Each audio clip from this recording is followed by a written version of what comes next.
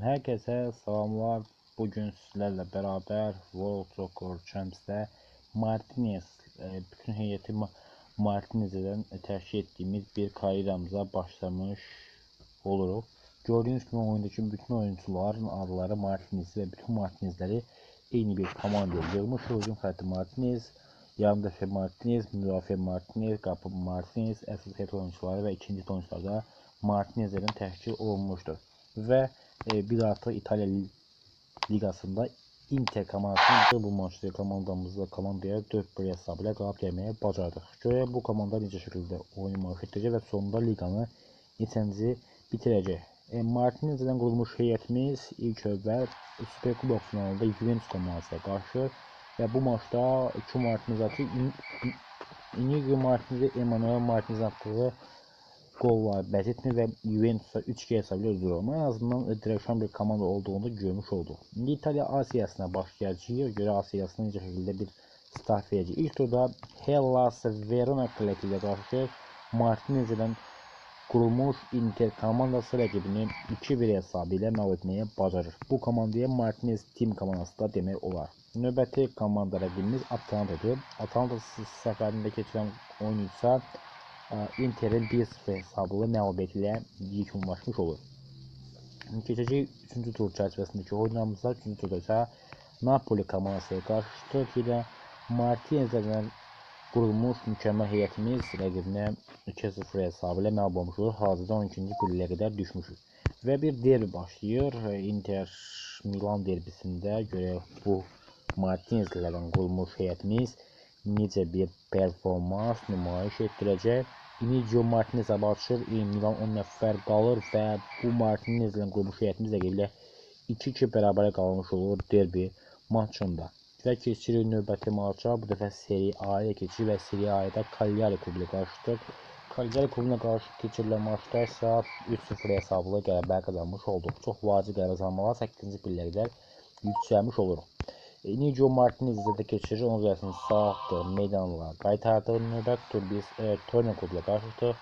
Torino klubuna qarşı maçda isə Martinez'dən qurulmuş heyətimiz 2-1 hesablı bir məğlubiyyətlə üzləşmiş olur. Növbəti turda isə klubumuz Venezia klubu ilə qarşılaşır. Venezia klubuna qarşı maçda Lautaro Martinez 2-1 hesablı qələbədə önəmli pay sahibi olur. 11-ci pillədəyik, növbəti 8-ci tur Como komandasına qarşılaşdıq. Como'ya qarşı maçımız görək hansı cür davam edəcəkkən Como'ya 1-0 hesabıyla qalib gəlməyi bacardıq. İlk 10 turu simulyasiya edilə görə ilk 10 turdan sonra hansı cür nəticələr bizi gözləmiş olacaq. Roma'ya qarşı oyunumuz Roma'ya 1-0 udurub Paulo Dybala yeganə qolun müəllifi olur. Daha sonra evdə Parma'nı qəbul etdiyi Parma'ya qarşı keçirilən maçda Lautaro Martinez, Pablo Martinez və Martinez'in atdığı qollar sayəsində 3-0 qalib gəlməyə bacardıq. Hazırda 7-ci pilləyə qədər yüksəlmişik. Udinese ilə qarşı və Udinese ilə qarşıdan sonra bizim Çempionlar Liqasında rəqiblərimiz zaten müəyyənləşmiş olacaqlar.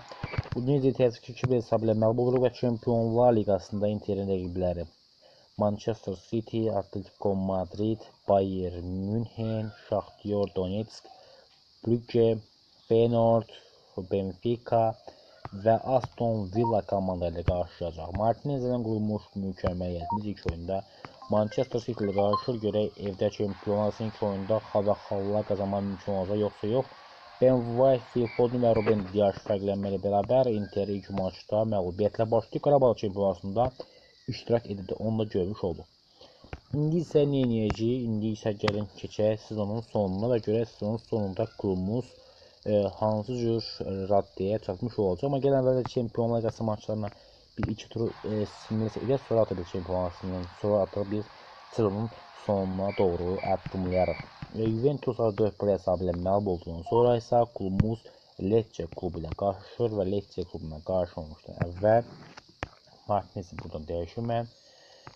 Lecce klubu ilə qarşılaşır. Lecce klubundan sonra biz artıq Bayern Münhen klubuna qarşı, Atletico Madrid klubuna qarşı bizi oyunlar gözləmiş olacaq. 10-cu pillədə İtalya Asiyasında və yenidən gələcəkdə Atletico Madrid qarşılaşmasına, Atletico Madrid komandası ilə qarşılaşmada səfərdəki oyunda Çempionlar arasında isə yaxşı start vermədik və 5-0 udmuş olduq. Burada təmsilçimiz Azərbaycan təmsilçisi Qarabağ isə Paris Saint-Germain-ə 6 top fərqlə məğlubiyyətə düçar olur.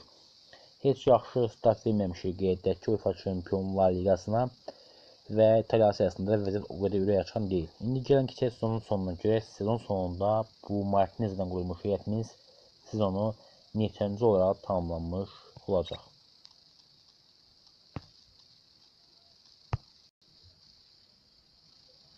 Və artıq gəldik, çatdıq sonuncu oyuna. Inter Giuseppe Meazza İtalya siyasının sonuncu oyun çərçivəsində Monza'nı qəbul edirdi və Dominic Keçiddən önündə Lisandro Martinez'in atdığı gol sayəsində rəqibinə 1-0 qalib gəlməyi bacarır. Roma Liqanın qalibi olur. Inter isə sezonu 7-ci olaraq bitirmiş olur. Bu Martinez'dən qurduğumuz heyətimiz maksimum olaraq 7-ci olaraq çempionatı bitirə bilir. Çünki Martinez'dən düzdür, hamısı yüksək səviyyəli Martinez'lər deyildi. Aşağı səviyyəli olan Martinez'lər var idi ki, bunu da Inter kombinası ilə uğurlu bir çıxış göstərə bilməmiş olur. Bunu da qeyd edək. Və biz artıq videonun da sonuna gəlmiş olduq. Növbəti videolarda görüşəcəyik dediyim anda klublar arası dünya çempionatı gəlib çatdı. Gəlin klublar arası dünya çempionatında oynayaq. İlk turda Monterrey klubu ilə qarşılaşdı və Monterrey klubuna qarşı maçdakı 1-1 hesablı bərabərlik bizə qrupdakı işimizin biraz çətin olacağı mənasını verir. Növbəti tur çərçivəsində biz River Plate ilə qarşılaşdıq. Argentinanın təmsil edən bu komandaya qarşı oyunda 10 nəfər qaldı. Sağda 3-0 hesablı məğlubiyyətlə üzləşirik. Uravarets Malio son tur ki, qrupdan çıxa bilək. Uravarets çox vacib oyun olacaq həm bizim üçün, həm də digər komandamız üçün.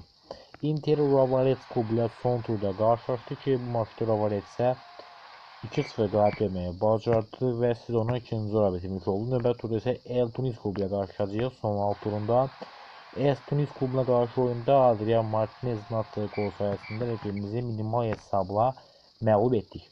Və klublar dünya çempionatının 4-1 final turunda isə Borussia'nın Dortmund klubu ilə qarşılaşdıq. Bu maçda 10 nəfər qalan Borussiyalılar bizi 2-0 hesabı ilə məğlub edir və klublar dünya çempionatında burada işimizi bitirmiş olduq. Paris Saint-Germain turnirin çempionu mükafatının sahibi olmuş olur. Və biz bu videonun da sonuna gəlmiş olduq. Növbəti videolarda görüşmək ümidi ilə kanala abunə olub, like atmağı da unutmayın deyirik. Sağ olun, salamat qalın.